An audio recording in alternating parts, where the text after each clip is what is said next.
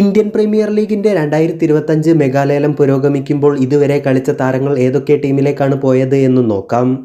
Wicket keeper batter KL രാഹുലിനെ 14 കോടിക്ക് Delhi Capitals എടുത്തപ്പോൾ ലിയാം ലിവിങ്സ്റ്റണിനെ 8.75 കോടിക്ക് RCB കരസ്ഥമാക്കി. മുഹമ്മദ് സിറാജിനെ RCB എടുക്കാൻ ശ്രമിച്ചില്ല. പകരം ഗുജറാത്ത് ടൈറ്റൻസ് 12.25 കോടി രൂപയ്ക്ക് സ്വന്തമാക്കി.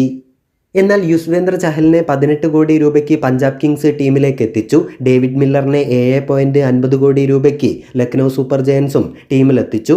മുഹമ്മദ് ഷമിയെ 10 കോടി രൂപയ്ക്ക് സൺറൈസേഴ്സ് ഹൈദരാബാദ് എടുത്തു. അതേസമയം ഋഷഭ് പന്തിനെ റെക്കോർഡ് തുകയ്ക്ക് 27 കോടി രൂപയ്ക്കാണ് ലക്നൗ സൂപ്പർ ജയൻസ് ടീമിലേക്ക് എത്തിച്ചത്. എന്നാൽ ഓസ്ട്രേലിയയുടെ സൂപ്പർ പേസർ മിച്ചൽ സ്റ്റാർക്കിനെ 11.75 കോടി രൂപയ്ക്ക് ഡൽഹി ക്യാപിറ്റൽസും സ്വന്തമാക്കി.